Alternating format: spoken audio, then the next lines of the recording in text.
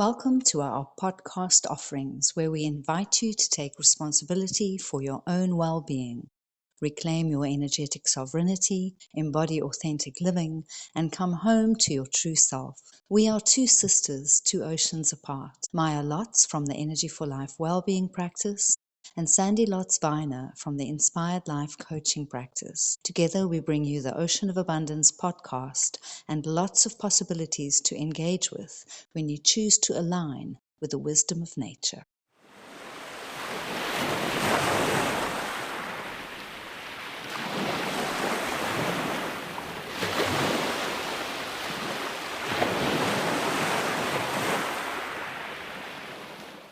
Hi, Maya. It's lovely to be here today. Hi, Sandy. Good to hear your voice. Great. Let's jump in. In this episode, we begin to look at the Reiki Precepts. We will give an overview and then deep dive into the preamble for today only or just for today. And in our next 5 episodes, we will look at each precept in turn as a lifestyle choice. The Reiki Precepts are one of the 5 main elements of the system of Reiki. They are the baseline to the complete system. Mikao Usui, the founder of the Usui Reiki Rio, taught them to support his students on their spiritual path of self-healing. When viewed through a nature-based lens, they emphasize living in harmony with the natural world and recognizing our interconnectedness with all living things. The principles encourage a mindful, compassionate, and grateful approach to life, mirroring the cyclical and balanced nature of the environment. Here is a translation of the original precepts. For today only,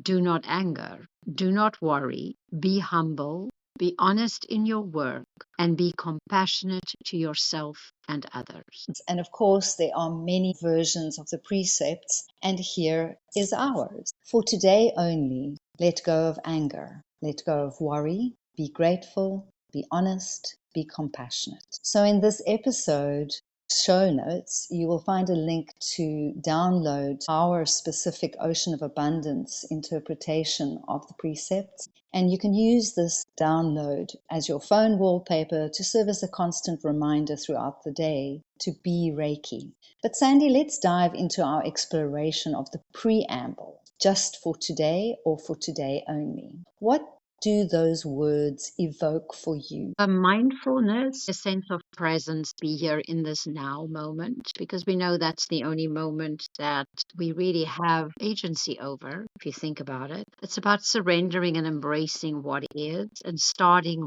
to live from that space. It's a foundation that we can build from, the grounding. If you don't get the foundation right, then nothing that you're going to build on it in the day is going to stand the test of time. So it's about awareness and maximizing the now moment with your full attention and presence and connecting to whoever you are with in that moment and the higher power or the universe, because even if you would be alone in that moment, you're still connected energetically to each and every our sovereign being out there in this vast world we live in. Yes, so whether you are a Reiki practitioner and you choose to connect to Reiki, or whether you are choosing to connect to nature, to Source, to Holy Spirit, whatever higher power or universal intelligence, however you want to frame it. And as you say, then also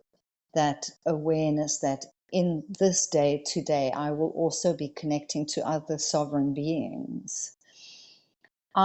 Each person makes the practice their own because you're sovereign. But for me, what started to happen is that at the start of the day, I do sometimes do the reciting and use them like a mantra. But there's another level that started coming in for me, and that's that when I wake up and I'm starting this day, then I look ahead into my day. So what do I know are fixed commitments for today, sort of casting a glance ahead into the day.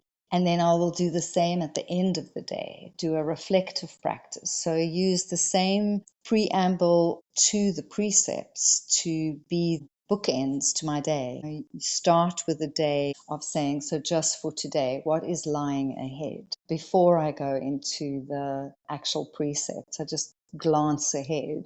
And then at the end of the day, I glance back. And as you say, it brings us into that very moment. I'm right here, right now. The birds are singing in the morning. This is what I know lies ahead. There will be many unknowns. How am I feeling? Using that moment to tap into who woke up here today?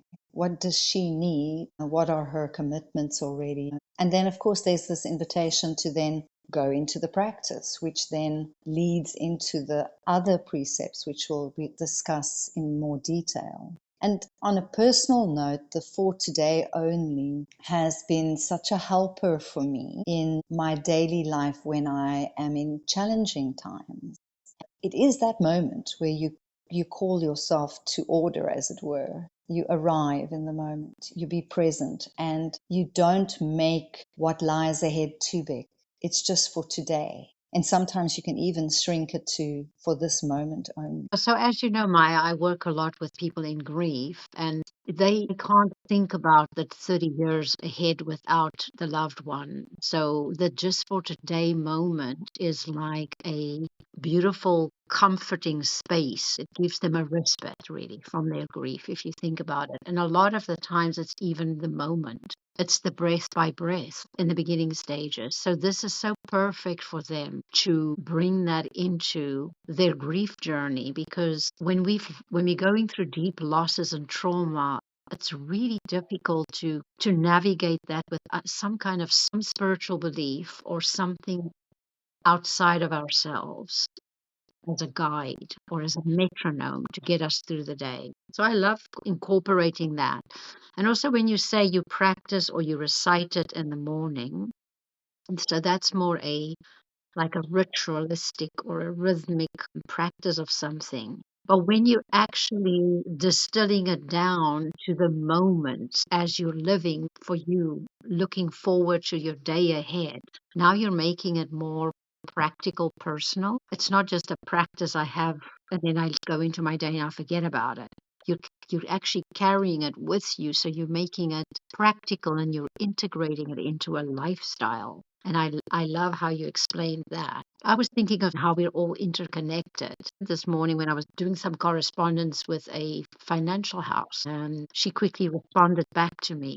And at first, I thought I'll do it a little bit later because she's going to send me some more information. I'll wait till she replies. And then something struck me. There's a human being on the other side of this email that can possibly benefit from a quick thank you. I'll wait for your response. And because we live in this digital world and everything is so disconnected from face to face, it's easy to forget there are still humans on the other side of some emails. Not everything is AI. Can we still remember that I have a relationship with her and how Reiki can bring me back to that? Be kind and compassionate to the other person who's sitting in an office doing her work.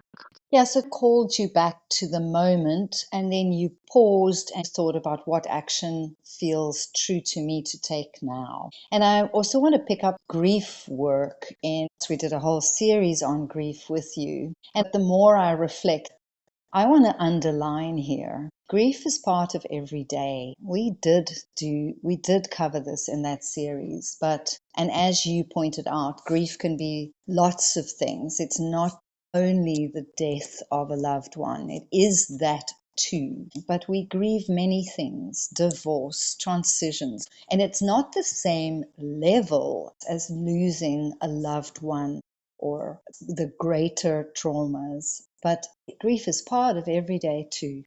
If you had a rough day yesterday and you went to bed feeling frazzled, maybe you're in a rough week, maybe you're in a rough month, maybe you've been in a rough 5 years. Then waking up the next morning, the words for today only for me is like the little linus blanket, only for today. And as we have said, sometimes that even has to be broken down into smaller moments. But at least the for today only, it it is as if that moment reminds you it's just now living and again now and again now. And that's why I find it such a beautiful reminder. to start and to end the day with. Yeah, I love how you say that.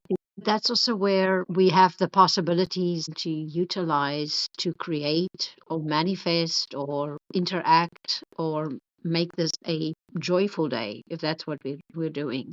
We can't access tomorrow's possibilities in this day because there will be a new set of possibilities coming. So this jumping ahead or jumping back really doesn't serve us. So we fully are present with this one day. Then tomorrow will unfold on its own. The word overwhelm came up for me when you were talking, and how the living one day for today is kind of the counterbalance of overwhelm, right? Because I think that's why people don't know how to proceed, because they think of too many things that they have to do. And if you break it down to the today, well, then I kind of almost have hope.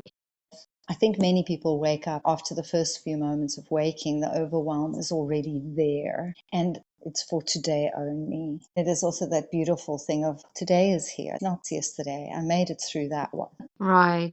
And the for today only, for some people, this can be a little bit anxiety provoking, but I like to use the visual of blank canvas. But some people get anxious because they don't know what to put on the canvas. It doesn't matter whether yesterday was a terrible day. I can use Reiki, and we'll go into that, to energetically release that. And today I start with a new canvas, new energy, new possibilities, endless possibilities, lots of possibilities. And I only have to fill this one canvas today. And I don't have to paint tomorrow or redo yesterday. I only have to focus on this little piece in front of me. And it's not a mural, it's not a wall painting. I can manage my little canvas for today. Like today is like the postage stamp in your life. If your life was made up of many bits, if you know you have commitments, maybe at 2 o'clock you have a dentist appointment and at 5 p.m. you're seeing a client, maybe there's only two, then those are the two brush strokes that are already going to be on the canvas. And then there's all that lovely space to fill in. The brush strokes you already have are the moments where you will engage with another person or people. And as you just alluded to, this is now the opportunity to send Reiki or just good thoughts ahead to that moment that you know will happen in your day. I like that visual of say, the 2 or the 3 appointments that's already on the calendar would be like the central brushstrokes on your canvas. And so that, for the person who's anxious about the void, that is already there. And there's a message in there, how we do, for some reason, find balance and grounding and even some kind of harmony from having a a couple of things that we want to achieve or experience that day. How we need that balance of an anchoring point in your day, whether it's the 3 meals or something on your canvas. But I also like how you were saying that no 2 days are going to be the same. So my brush strokes will be different on different days, and the colors I'm using will be different, because color would go with the type of experience or the emotions that are going to come up for me. And then it makes it more, dare I say, playful versus something I have to survive. Brings up that curiosity again, which is so important for us to stay focused and balanced in life. The playful curiosity is a different energy than the way we could go with it otherwise, right? Yes, it brings that lightness into it, which reminds me that we tend to navigate from the habitual field, which is hard to break. And the just for today or for today only is also that reminder I can try something new today. Just for today, I'm going to practice this. Just for today, I'm pivoting around those fixed brush strokes. And perhaps you're the kind who like the idea of filling in the spaces in between the fixed brush strokes already appointed to today. Or you, like me, my currency is time and presence. When I see the spaces, I go like, I wonder what I will do in those spaces. And then we're back to the curiosity again, which lightens your mood and the tone. and how you approach the day. But let's say somebody wakes up and their canvas is already so full of marks. So there's tons of appointments. Even a person with a very busy calendar, it's just today. And it's also that moment where you then go, there. You know you're already a little overwhelmed and anxious. Which of my tools from my kit can I use now? As you've mentioned already, maybe a little bit of breathing, one yoga move, some qigong, whatever your practice is, or just a moment of sitting. I can see in a busy day like this, there will be moments where I need to take that break. Well, I like where you're going with this, and what comes up for me there is we are sometimes smack bang in that space of your life. I have been there where it's just book end to book end full. And that's normally the time when we start feeling that something inside of us are shifting in the wrong direction, health wise or energetically. And I want to say, even though you might not be able to change the very busy canvas that day, this is when we normally find spiritual tools like Reiki or energy work to help us. And a lot of us will discover when we're in that tight space, where in the morning, before you go into this busy, busy day, you at least check in with yourself and maybe give yourself an energetic rebalance so that you can take a calmer, more prepared person into the busy day. And then in the evening, do the same thing. You were talking about the bookends. When you're in that space, I don't think you can get through days without doing the checking in the morning and the checking in the evening and stay healthy and balanced in your life. Once we become aware that we don't want so much on the canvas, well, now we have an awareness we can make some changes. You can then start thinking, okay, I want to readjust my lifestyle, and you reprioritize, and maybe some of the things can start falling away. But if you find yourself smack bang and I can't make any changes right now, I would say that's when Reiki is going to be a game changer for you. Yeah. I've recently decided to retire from my professional career after 40 years as pharmacist. And I was reflecting, how did I get here? And part of this was one of these flashbacks of the things I won't miss. One of the things I won't miss would be working till 9 o'clock on a Friday night, right? I definitely will never miss that again. But the other thing that came up much earlier in my career was going into the pharmacy and then I have no staff. And so that day, that my canvas is like besides full.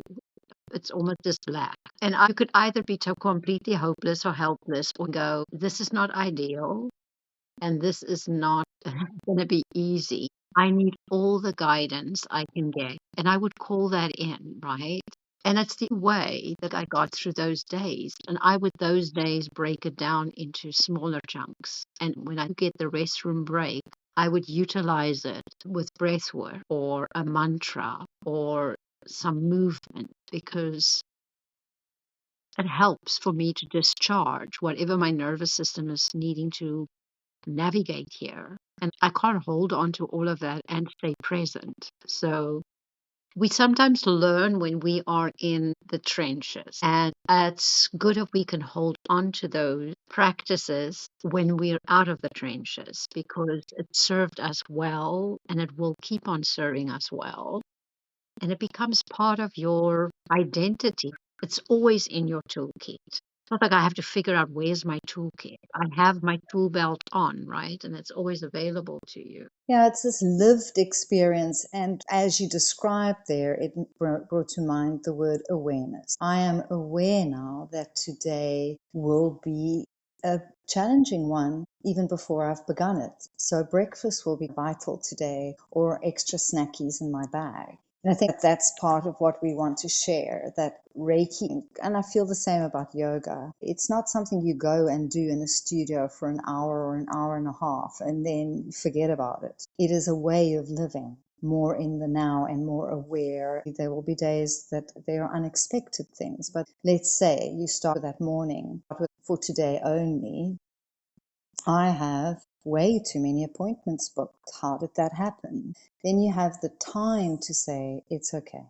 We need to make a note to look into that in future so that that doesn't happen again, because this is not an ideal situation. And since I know that even my lunch break will be short, I think before I leave the house today, I need to make sure I have the extra water bottle, the extra apple, or whatever it is that will help you through the day. Yeah, and I like how you then make it more practical, right? It's not just something that I do and then I forget about it. In this Reiki mindset, energy, lifestyle, it's portable. I like that. Wherever I go, I have access to this 24/7, right? It doesn't matter what the situation is. Reiki's already here. It's available to you. It is just that coming back to the moment to remember it is here. And it is here for everyone, whether you are a Reiki practitioner, whether you've never taken a class, it is a universal life force. So we know we're vulnerable today. And as you say, for me, more and more as the decades have gone past, it's to send Reiki ahead to situations that you know are going to present in today, and to the ones that you don't know.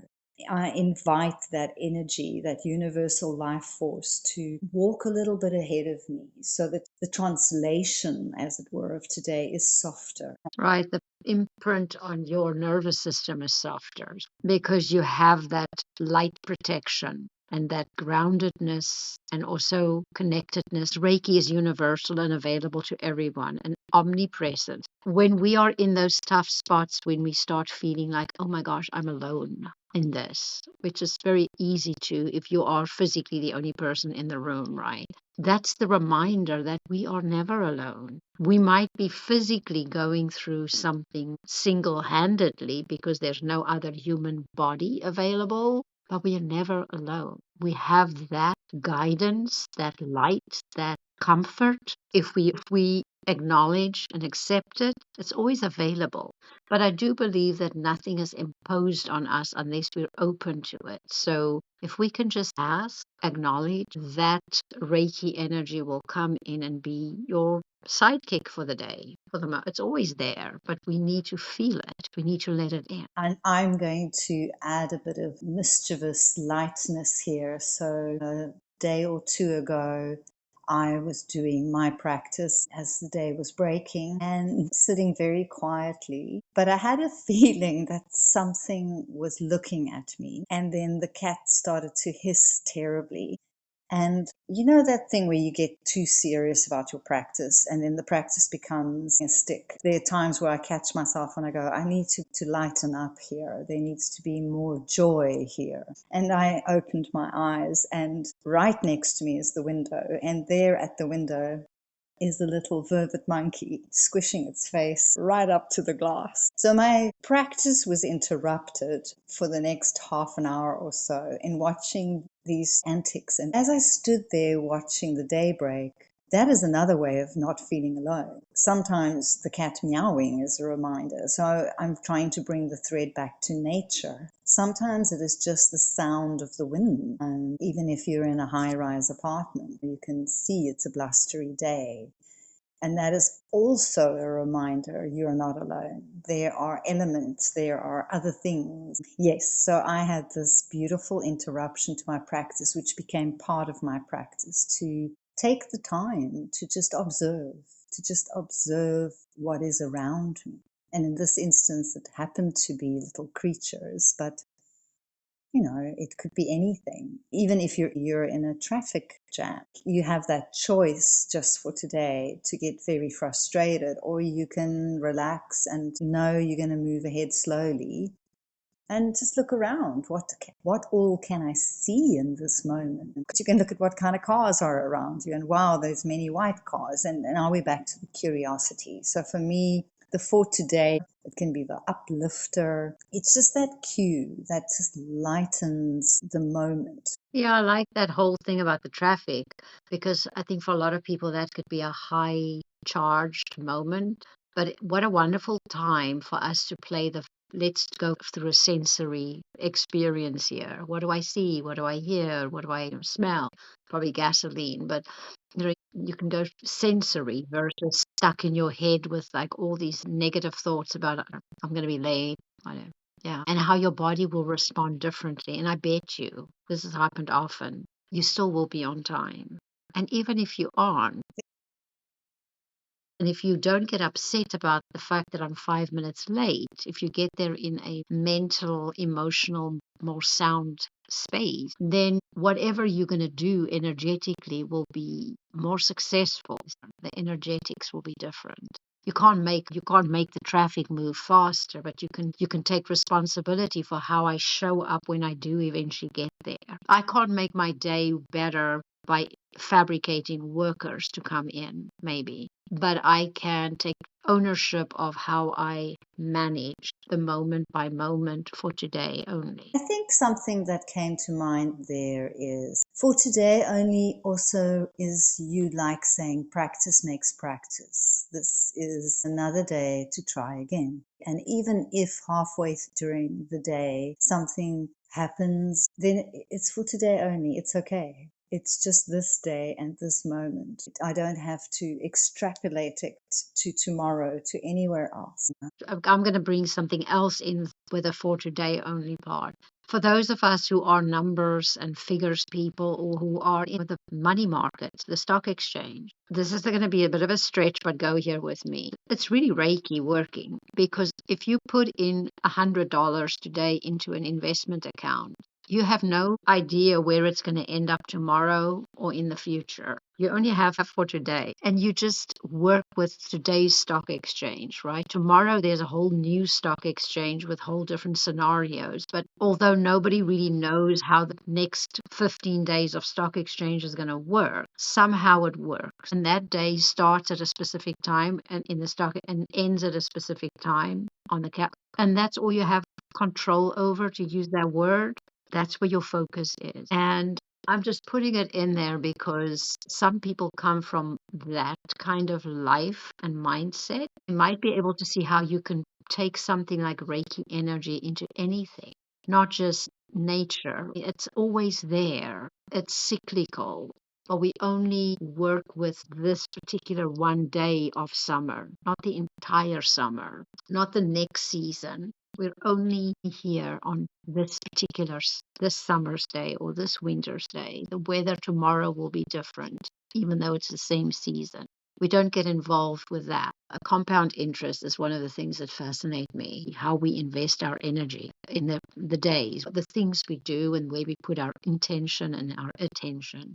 But I only have to invest in today because and tomorrow will build on itself and there will be compound interest in the sense of money, but in the sense of energetics. And so it's a theory, and then I start doing a practice, and I have to make sure that I get the basics right. And all of a sudden, I integrate it into my lifestyle, and now I'm starting to reap compound interest with the habits and the practices that I make part of my lifestyle. And we invest in ourselves like we invest for our future, one day at a time. And money is energy. You're talking about the ebb and flow of money, say on a stock exchange. Nature has ebbs and flows. We often think because I'm a financial person, I don't understand energy, or because I'm not that connected to nature. But actually, my reflection there is how interconnected it all is. If you understand that ebb and flow of the stock market, then you're understanding nature, because that's the same. It ebbs, it flows, it's season, it's day, it's night, it has highs and lows. Nature can be volatile too, just like a stock exchange, and it can have long Indian summers too.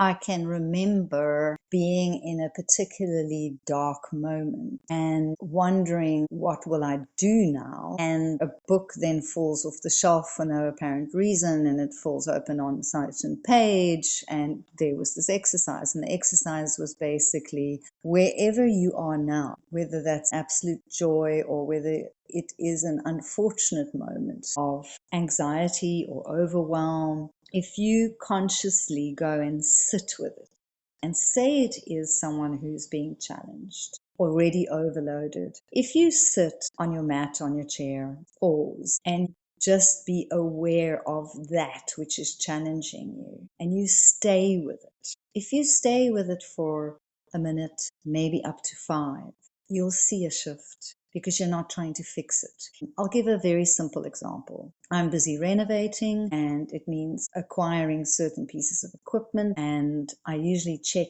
in with the person who's managing the project that I've get the right size of said thing if I'm purchasing it.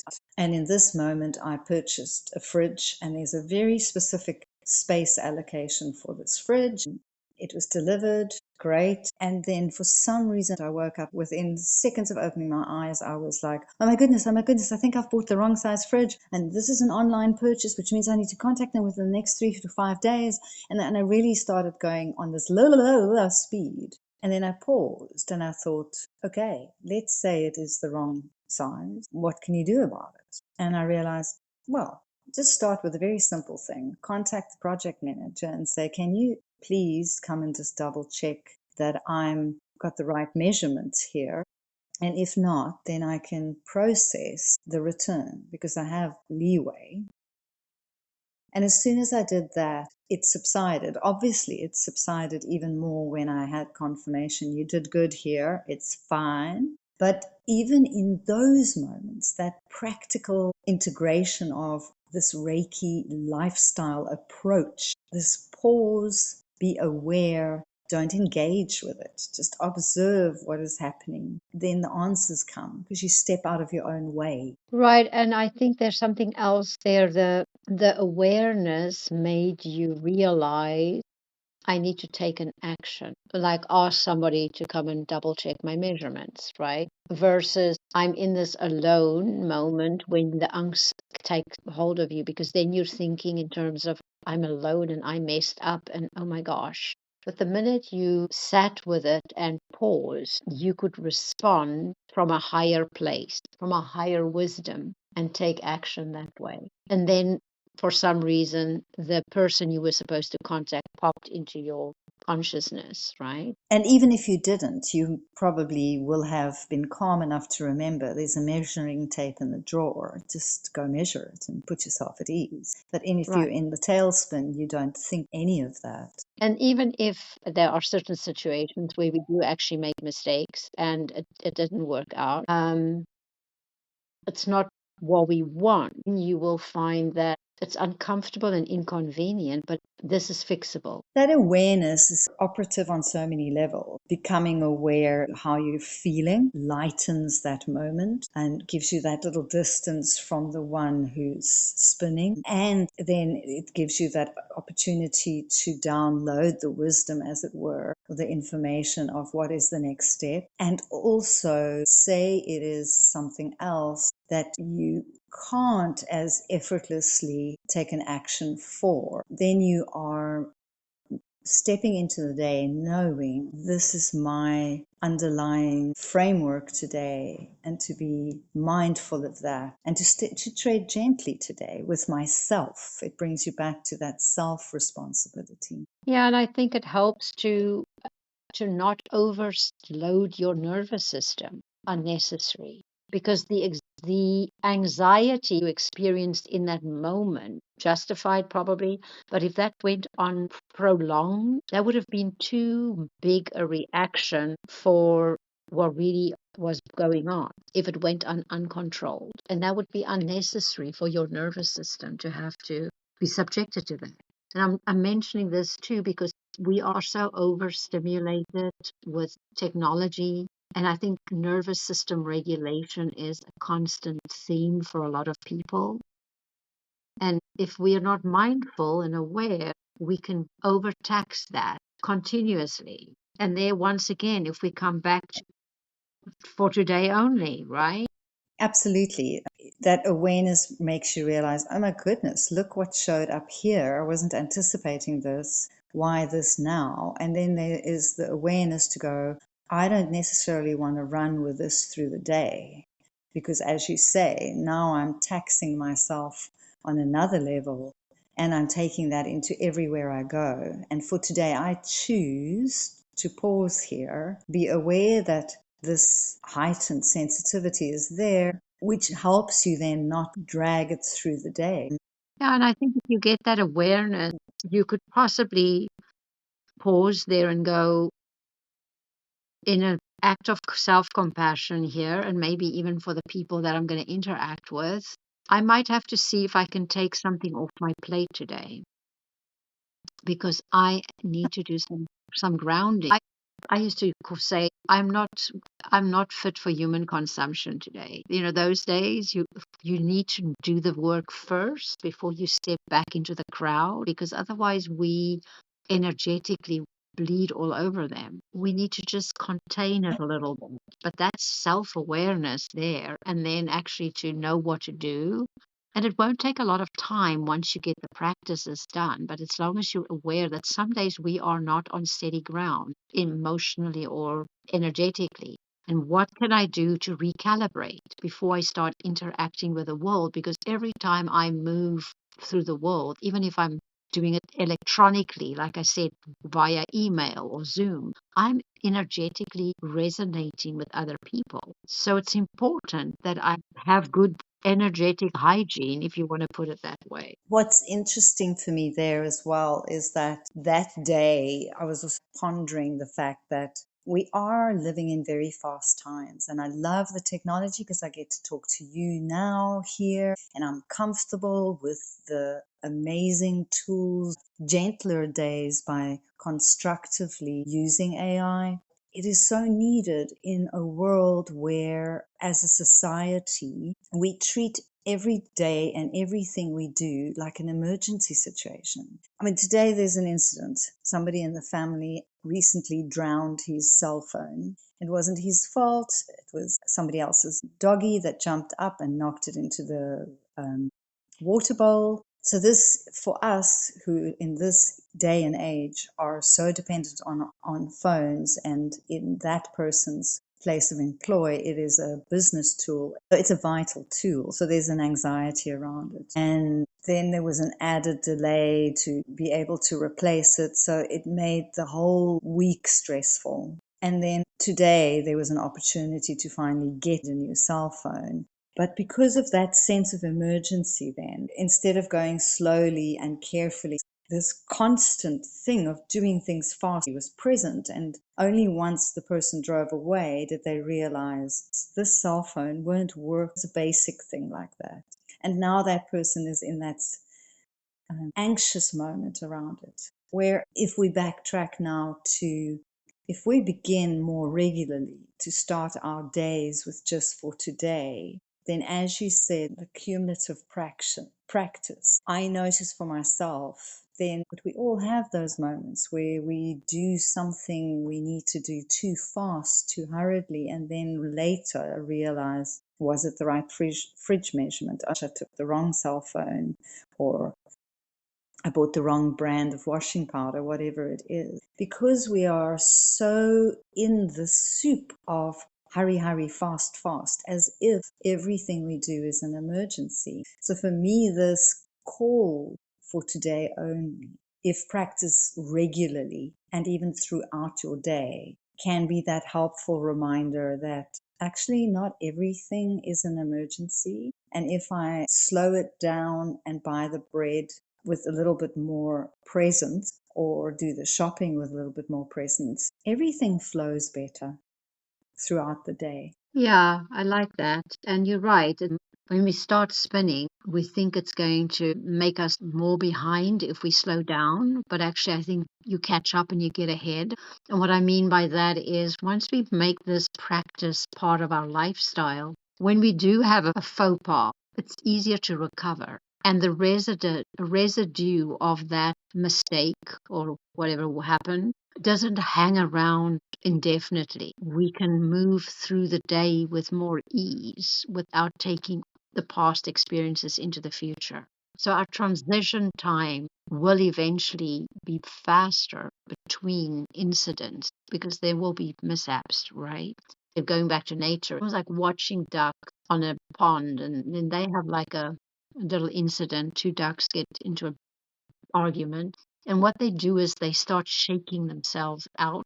And after a couple of seconds of doing this, they go on and they do their ducking again, which is float peacefully on the pond. They don't hang around in that energy for very long. They go back to their true nature quick, is what I'm trying to say. And I think Reiki can help us. Practices like Reiki, making it a lifestyle, can help us to have the disagreements, have the mishaps, have the little disappointments of life, and gather our center again and move through the rest of the day. Absolutely. I have an injury at the moment and can't use what became my dominant hand, and I'm dependent on one of my children to be my assistant. And it's a slow process, there's mentoring involved, and we were preparing something today and I slipped into the needing to go faster and decided I could do an action without his help. And I picked up a pot with boiling syrup and poured it over my injured hand. Oy, oy, oy. And I had that flash of panic, but now I did my morning practice already. I had that flash of panic, and then I took a deep breath. It wasn't even me taking the breath, it was just coming. And I walked to the cold tap, put it on, went for the lavender bottle, knew what all the things was, dealt with it super calmly. And then I went to my son and said to him, I need your assistance far more than I realized, and speeding up is not going to help. I can't bear weight with my hand yet. And because that realization of if you scramble now, then everything's going to tailspin. It was just there. But that is for me because I took time this morning to lay the foundation. So perhaps I didn't sidestep the mishap, which came because I thought I ought to go faster, do more. And that's something to look at another time. That is habitual patterns that we struggle to let go of. And if you've been very independent, to suddenly be very dependent upon another person to help you sustain your livelihood. But I think for me, it was in that moment, I just realized Reiki's here, be calm, you know what to do, follow through. And actually, I was very, very lucky, because I was calm enough to calmly follow through on my own first aid and the realization you don't need to speed up. It happens in the speed it needs to happen. And whenever I feel I need to speed up, which is something from our childhood, we had a sense of hurry up with our dad. Beautiful man, love him to bits, absolute legend. But that part of the legacy, I'm actively working on letting go, because that's why I find myself often in moments like that, because I was the slow, dreamy child who had to learn to speed up to his time, which is not my true nature, and then did that for decades. So I am only unlearning, and I can see how many moments in my life that habit of speeding it up didn't serve. And I'll circle it back to for today only. Having those bookends, as we said, at the start and the end of the day, to just look over this day. That was a good reminder. Don't try speed up to someone else's speed. Stay at your speed, within your ability today. You are sovereign. You have the right to behave, to execute, to feel, to think the way you do. And you don't need to speed up to some external expectation from a memory or from what you think your boss thinks, because you actually show up better when you are in alignment with your own speed. I like what you said there because we do, in a moment of unawareness, right, go back into habitual patterns. And so there's something else too, that sometimes when we are injured, you might for a second forget that you have an injury and use your dominant hand. It happened to me when my left wrist was broken. I went to the beach and I wanted to lie down on a towel. Anyway, when I was going down, I put out my left hand and it took all my body weight. It's probably something that I've done in the past. And I could do it, but I forgot because I was in a nice environment. I was relaxed, so I wasn't in my conscious mind. Yeah, and it was a dreadful, painful reminder that it can't do it yet. But it reminds me how life is really our biggest teacher. When you were speaking about what happened, the details aren't the important part. We make that the focal of the story, but it really isn't. It's the learning from it. And how every day, just for today, there will be experiences that will come up for us that will give us awarenesses and ahas, and that we can use as a form of learning from life, from nature, from our true nature. And we can then tweak it, mold it, change it, whatever the word is, or not, if it's working. But it's like a feedback loop to you to say, okay, this is where I am today, and this is how this looked, especially if you reflect at the end of the day. We like to set intentions in the morning, but we don't always reflect at the end of the day. Then we can make adjustments because we're talking about habits and habitual patterns. If I'm not reflecting, I can't tweak to change it. Then I'm going to get into habitual patterns. And it might sustain support for a while. And then there's going to be a day when I'm going to go like, why am I still doing this like that? You know what I mean? I also realize I'm quite independent in my actions every day. And it is a challenge to suddenly be dependent upon another person to assist me. But where I'm going with this is we mention in our podcast sovereignty, and we will speak more about that further down in the precepts about compassion for self and others. But what I did in that moment is I put another person's needs above myself. I was so concerned that I was taxing my assistant, who happens to be my youngest son, that I put myself and my need aside. And that's why I tried to do something which I knew I couldn't do because I can't bear weight on that hand. And so what led me there is I forgot about me. And now we come back to interconnectedness. If I don't take care of my well being, I am not taking care of yours. Thankfully, I was calm enough to see myself through that accident. But if I wasn't, then I would have caused much greater challenge for the other as well. And again, so for today is to remember it is my day. This is an opportunity for me to be present. And if I'm present to me and my needs and my schedule today, then I am also taking care of my neighbor, my child, my sister, my co-worker. Right. I love that. And I also think of something else here. We might have been taught by life as our teacher to be super independent. And that is not something to not aspire to. I believe we all need to be independent. But I think we have, in the process, possibly lost the art of connection. And what I'm going to say there is, I had a similar experience to you where I could not use one of my R hands, and I needed to ask some of my neighbors and friends to assist me. And I had time to observe what was coming up for me.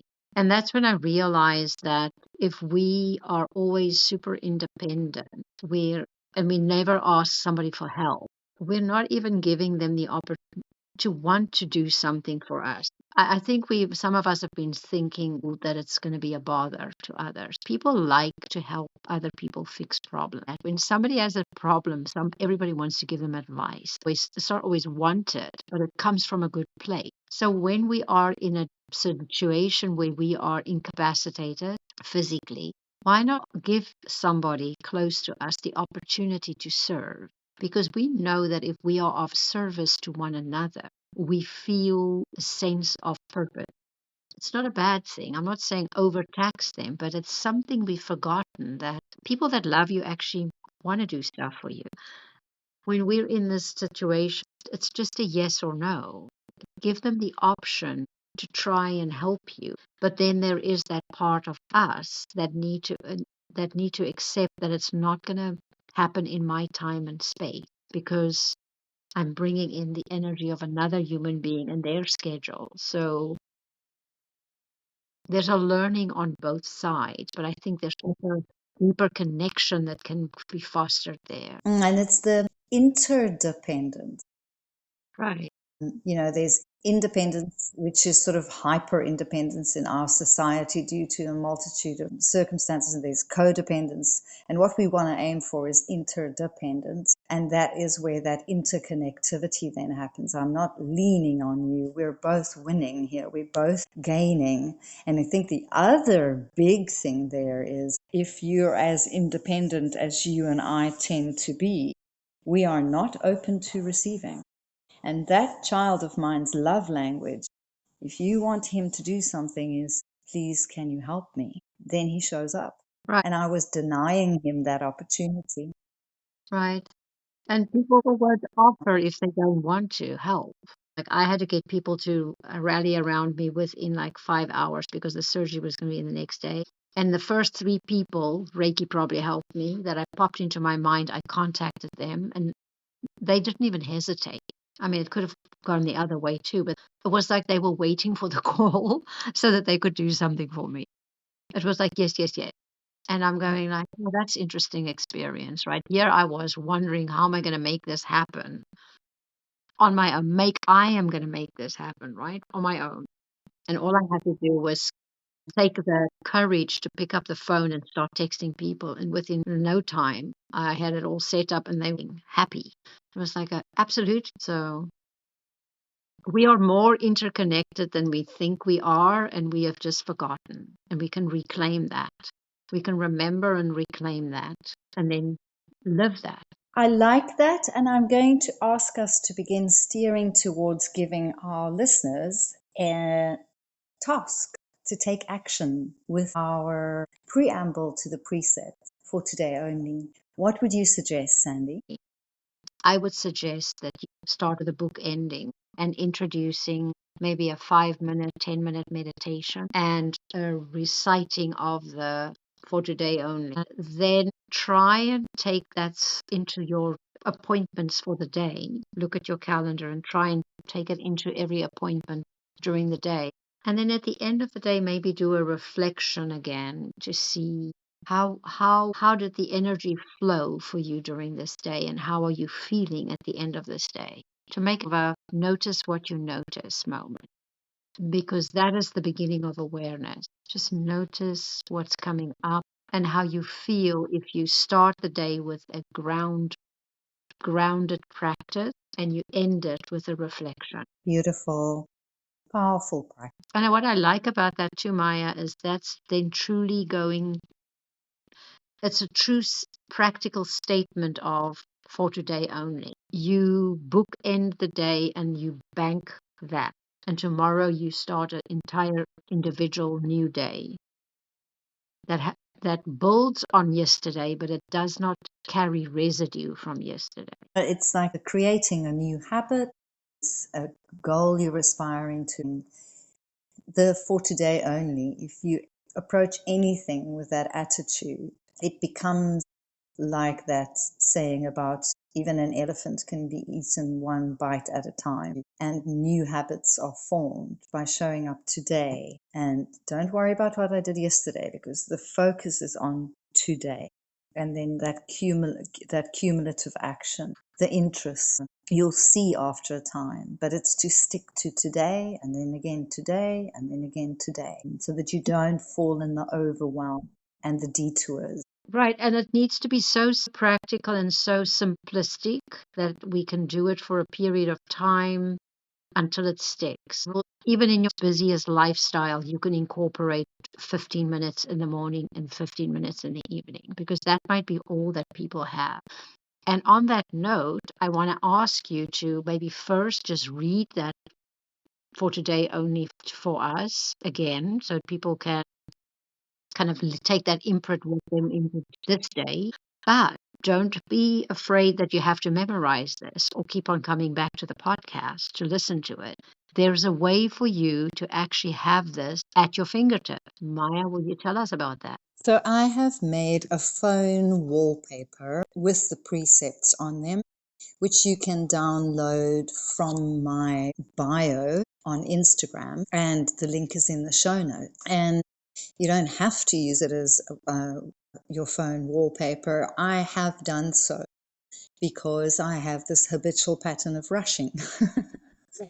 which is like a familial legacy. And I'm unwinding those threads. But for me also, it just, when I look down at the phone, I'm back with Reiki. It brings me back to presence. It brings me back to, okay, it's okay. It's just for today. But you could print it out. You could use it as a screensaver, but you don't have to memorize it. We have made available a free phone wallpaper for you to use as that reminder. And our modern interpretation of the Reiki precepts are as follows.